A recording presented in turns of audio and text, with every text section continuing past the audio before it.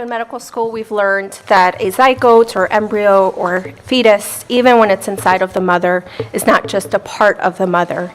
Its genotype is unique, it's distinct from its parents. If it's a boy, like our unborn baby, it has a Y chromosome from conception. It has its own blood type.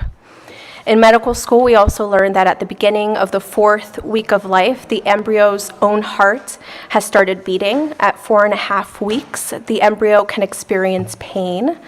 By the 6th week, there is discernible brain activity. According to data from the Guttmacher Institute, which is the research branch of Planned Parenthood, a full 77% of abortions take place after the 6th week. In other words, over 3/4 of abortions are intentionally destroying a human organism with a beating heart, brain waves, and ability to experience pain. Remember that the main definition of death currently, so when we as doctors legally declare a patient dead, it's on the basis of the heart stopping beating and that there is no brain activity, so no response from cranial nerves. If a child outside of the womb with a heartbeat and brain waves is alive, why is a child inside the womb not alive? The environment you or I live in, whether in a uterus or in an incubator or on a breathing machine in the ICU, does not change the fundamental nature as a human.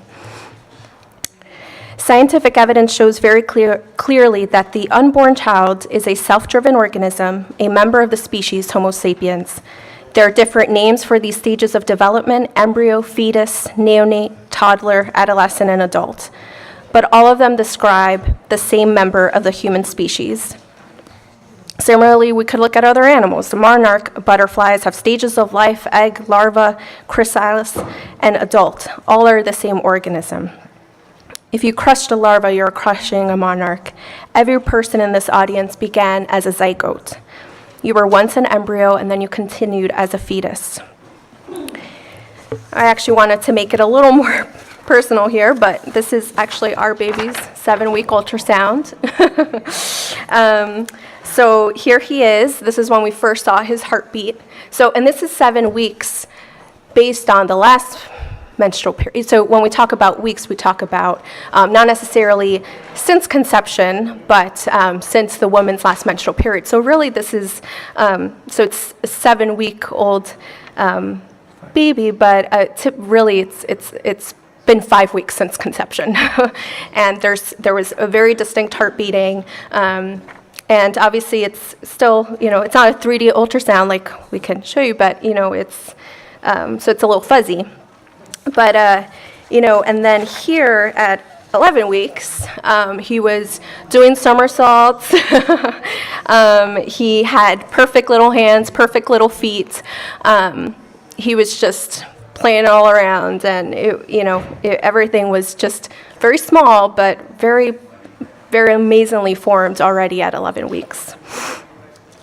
And this one is a little more advanced, so now we have the luxury of 3D ultrasound, and this is him at 26 weeks. And here he was snuggling up against his umbilical cord.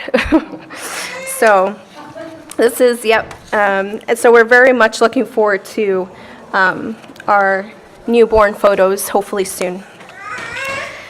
Looking at these, Doctor, if you could wrap it up, because we're up against some serious time. I'd like to make some really important points. So, looking at these photos, I guess my question to ask would be, at what point did he start being human? Whether our son is wanted by his parents does not change who he is, the fact that he is him.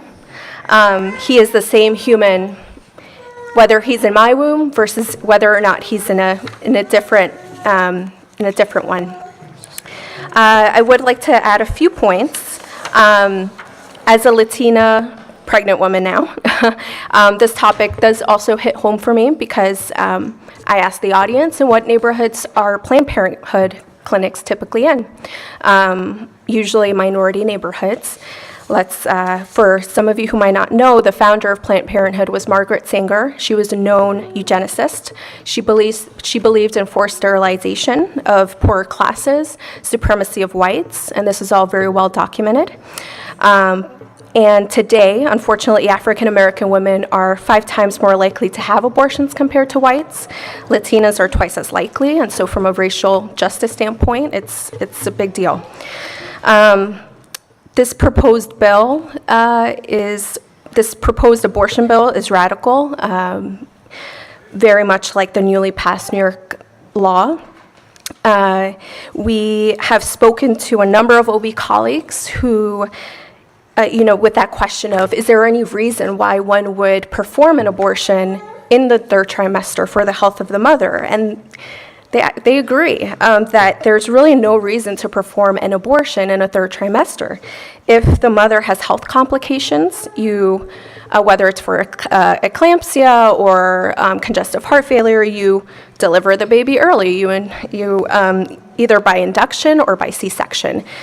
There's really no medical reason for which you would have to kill the baby first at a point, especially that the baby is already viable. Even if the baby has a major anomaly, there's no reason to kill the baby first, to inject fatal drugs into the baby.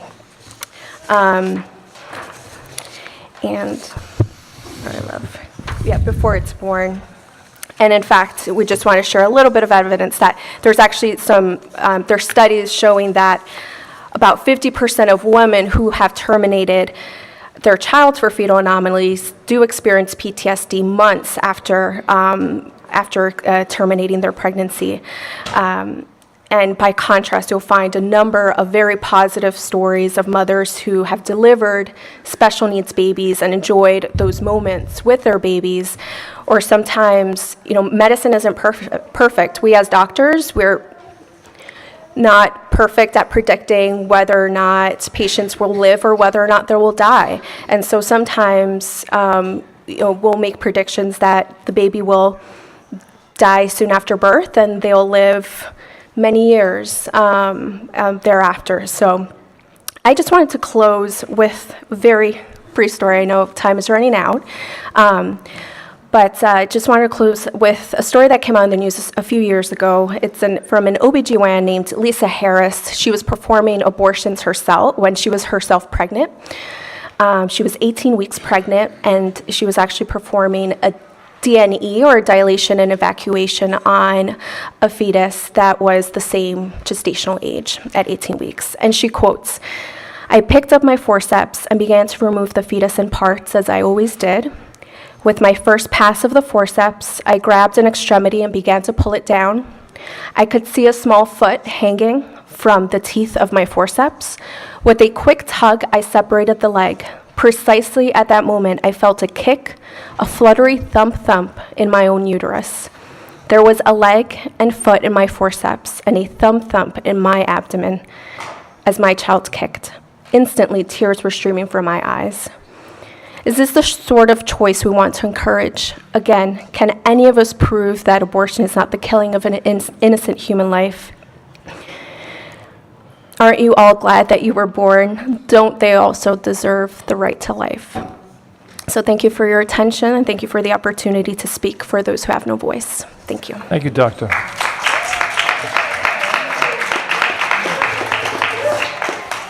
Georgia, and if any of the other, I'm sorry, you have a question? Sorry, Representative. I wanted to ask if you happen to know, I don't know if you have the answer, but for women that the doctors say, they're at risk of losing their life, therefore they need to get an abortion, do you know how high that statistic is? Do you have any numbers? And secondly, with the new procedures, does that mean, with the new things that they're able to do to save the mother's life these days, wouldn't that number be down? I'm pretty sure this is right. We didn't prepare for lots of questions, but I have one statistic. Most of the data we have is from the Guttmacher Institute, which is sort of the research branch of Planned Parenthood, so take that with whatever grain of salt you feel free to. But per the latest data I looked at, only 3% of abortions cite health of the mother, which obviously is a pretty broad definition, which could mean that we've taken care of patients where it's an adolescent pressured into having an abortion because they think she's got psychological issues or so forth, but not at imminent risk of suicide. So that's health of the mother. I'm not sure the exact percentage of its true life-threatening. Again, the point that my wife was making is that in the third trimester, you just let the baby be born. Namely, you induce labor. You don't need to kill the baby first. Okay, thank you. Thank you, doctors. Congratulations on your pregnancy, Thank by the you. way. Thank you. you.